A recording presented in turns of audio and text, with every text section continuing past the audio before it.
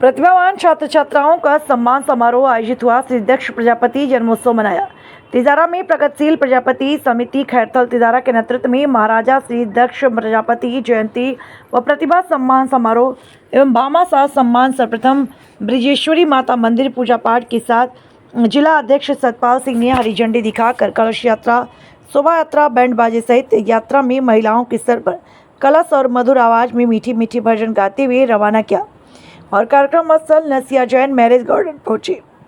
अध्यक्ष सतपाल सिंह प्रजापति ने महिलाओं का स्वागत कर श्री दक्ष प्रजापति जन्मोत्सव एवं प्रतिभावान छात्र छात्राओं का सम्मान कार्यक्रम की शुरुआत की।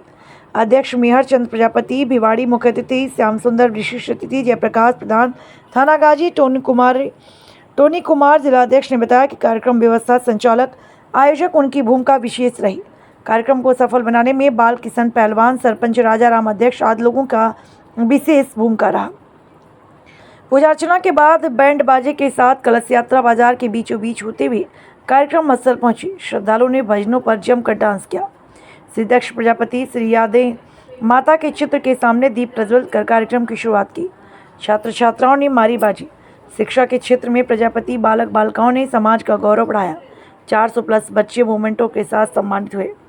भामाशाहों अतिथियों का सम्मान अध्यक्ष सतपाल सिंह प्रजापति, कोषाध्यक्ष धूलीचंद, कमेटी कौर ने भामाशाहों अतिथियों को प्रतीक चिन्ह भेंट कर किया।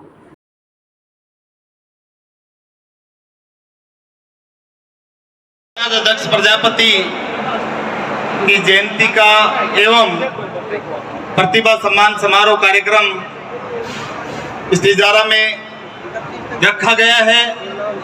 इसमें सम्मानित मंच और मेरे सामने बैठे आसपास के क्षेत्र से पधारे मेरे पिता तुल्य बुजुर्गों, माताओं, बहनों, युवा साथियों और इस सम्मान को प्राप्त करने के लिए आए मेरे छोटे भाई और बहनों, आज मैं इस क्षेत्र में जब भी मेरे को याद किया गया, मैं और मेरे साथी सभी इस क्षेत्र के लिए, मेरे को लगभग 4 साल प्रधान बने हो गए, लेकिन मैं 4-5 बार इस क्षेत्र में कार्यक्रम अटेंड कर चुका।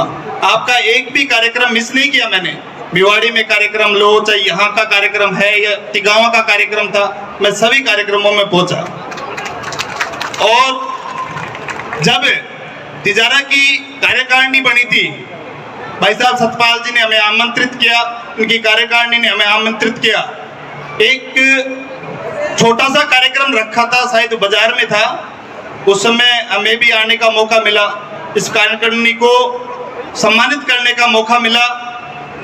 बड़ा अच्छा लगा उस समय जब प्रथम बार ही शायद उनकी मीटिंग हुई होगी और वो कार्यकारिणी तय हुई, बनी।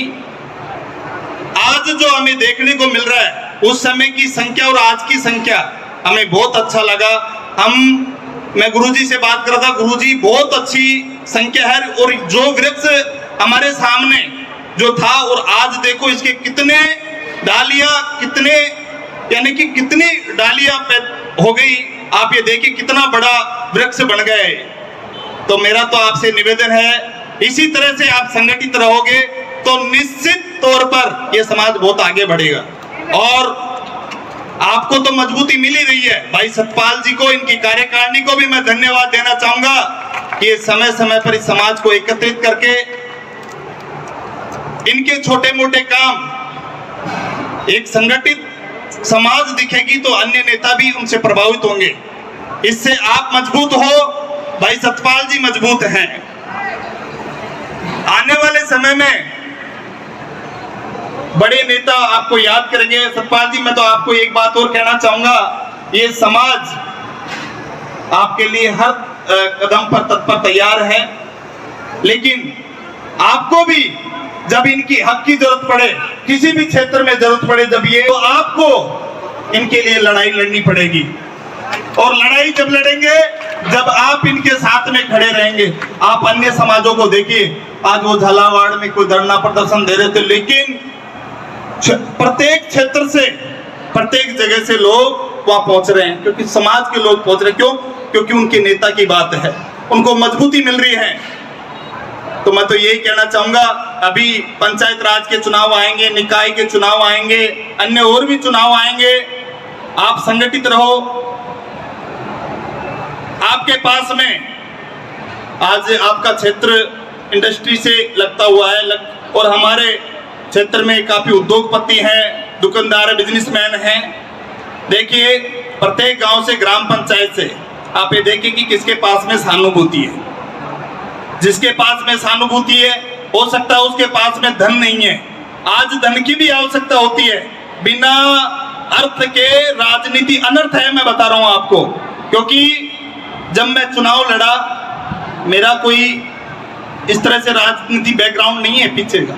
मैं पहले भी आपको बता चुका कार्यक्रमों में। मेरी इच्छा शक्ति थी, मेरे क्षेत्र से, मेरे वार्ड से ओबीसी की सीट अलॉट हुई और जहां से प्रधान बनना था, थानागाजी मेरा गांव 25 किलोमीटर दूर पड़ता है, प्रतापगढ़। मेरे वार्ड से मैं चुनाव लड़ने के लिए बड़ा इच्छुक था 2 साल से। कोरोना का समय आ गया, कई परिस्थिति आई मेरे सामने। वहां लोगों ने मेरे को तरह तरह की बातें कही कि यार क्या लड़ेगा, कल का छोरा है, क्या है क्या। बहुत तरह तरह की परिस्थिति आई।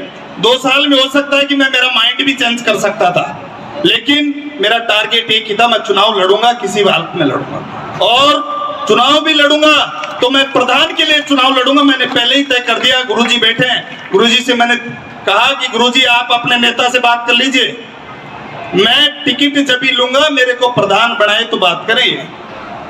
मेरे को टिकट दिया।